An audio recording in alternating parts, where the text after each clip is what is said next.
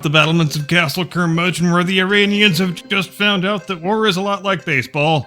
When you try 300 times and only succeed once, you're not ready for the big leagues, son. Good evening, Mr. and Mrs. America, and all ships at sea. Welcome to the Blast Radius. So glad you could join us. Here is your Decline of Western Civilization News Roundup for the second week of April 2024. Dateline Austin, Monday, 8 April. Tesla CEO Elon Musk announced this week that the already much delayed launch of something called the Tesla Robotaxi will take place, he swears this time, on August 8th of this year. The announcement followed on the heels of an earlier Reuters report which asserted that Tesla plans to end development of a low-cost electric car and focus on the Robotaxi exclusively, which the first part of that equation certainly makes sense, since Mr. Musk presumably has gotten the memo that Americans, by and large, don't want electric cars, and he would prefer to live in a world where he doesn't have an inventory of tens of thousands of unsold vehicles on his hands that nobody wants to buy, like Ford and Chevy currently do. But I'm afraid there's just as big a problem with the whole robot taxi concept, and it's a problem the folks at Google can tell you all about, because they had some robot taxis in San Francisco. They had them for a couple years, and they had to shut them down around 6 months ago.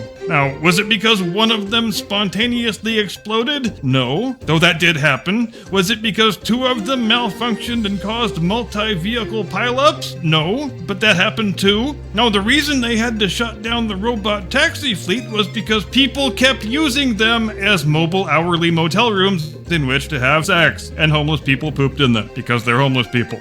So I can't wait to see what super sophisticated technical workaround Mr. Musk and the Tesla team have come up with to circumvent those problems, and one can't help wondering if the solution is going to involve sticking an animatronic model of an overweight, passive-aggressive Iranian with eye-watering body odor in the front seat and programming it to act like a cab driver. Dateline Edinburgh, Tuesday, 9 April. It continues to be a dreadful few weeks for Scottish First Minister Hamza Yousef. And before you ask, yes, racist, Hamza Yousef is a very Scottish name. It's as Scottish as Ewan McGregor. In fact, I have it on good authority that Mr. Yousef is so Scottish, he never leaves the house without a tam o' shanter. He eats haggis for every meal. And he loves nothing more than the sweet sound of bagpipes moaning over the misty moors in the morning. But last week got off to a bad start for Mr. Yousef when he rammed through the stupidest speech code law in the history of Western democracy.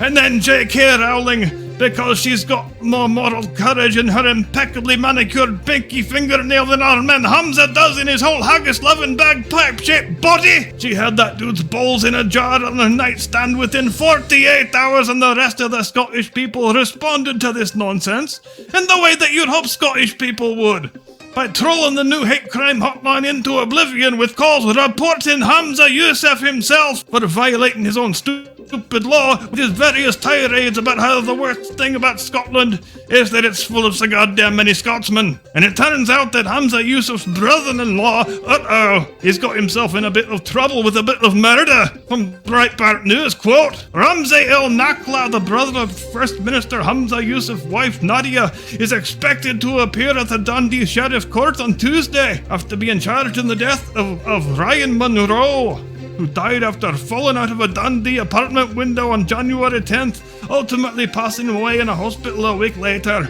End quote. Bah, I'm sure it'll be fine. Dateline Dallas, Wednesday, 10 April. Freshman Congresswoman Jasmine Crockett of the Texas 30th District. And yes, though her name is Jasmine, I'm going to try and keep the Harmony Unleashed jokes to an absolute minimum. She says she has got a fantastic idea for redressing the moral evil of involuntary human servitude. Make black people exempt from paying taxes. Now, do you think she knows that the United States has one of the most progressive tax codes in world history, and the top 5% of income earners pay 100% of the net income tax? So as a practical matter, most of the people she wants to exempt from paying taxes already pay no taxes anyway? No, of course she doesn't know that. I apologize for asking such a dumb rhetorical question.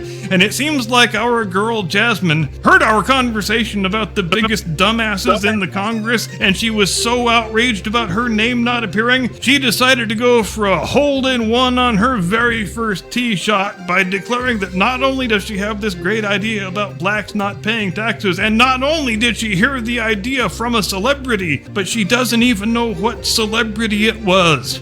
Quote, I don't remember which celebrity, but it was actually a celebrity.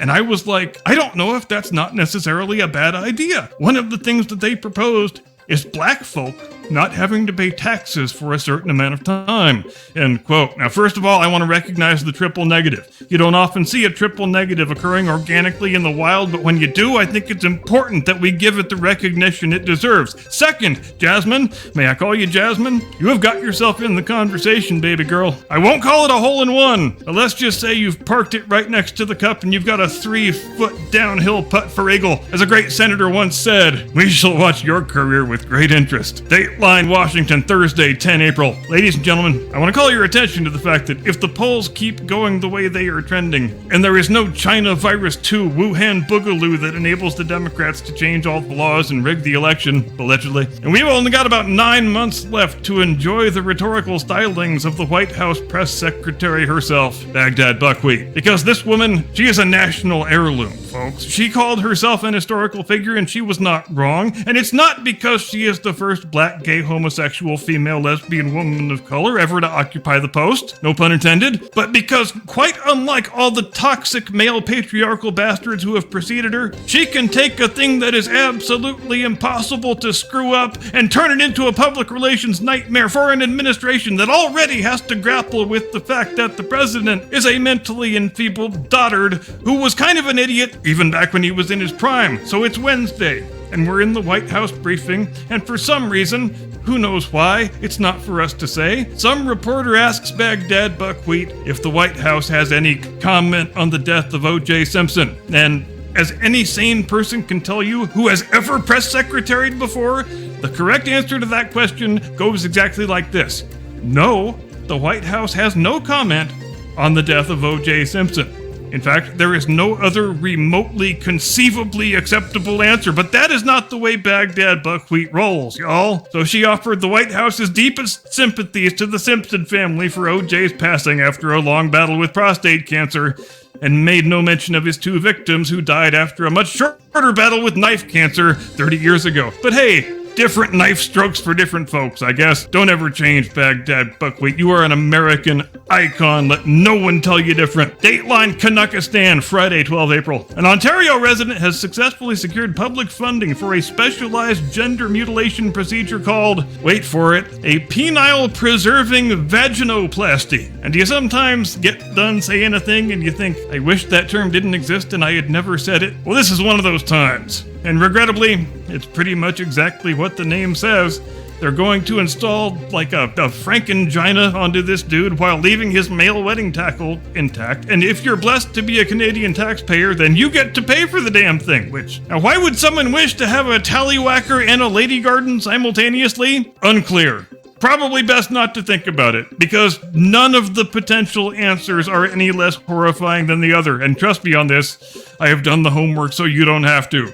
From CTV News, quote, patient KS, whose identity is protected under a publication ban, identifies as non-binary. She presents as predominantly female and uses she/her pronouns, but does not align with the gender binary. The reason why KS is seeking this particular procedure is because it aligns with her identity, and having the provincial insurer previously deny her request made her feel less than. There have been so many times that I just had to justify myself just to be, KS previously told the outlet. People who aren't trans or non-binary don't have that permission to exist. Oh, well, this clears things up. I can't feel like my fully realized self without getting a taxpayer-funded fake vagina stapled next to my other genitals. And I also want to keep my dangly bits. So stop trying to limit my options, damn non-binary phobes.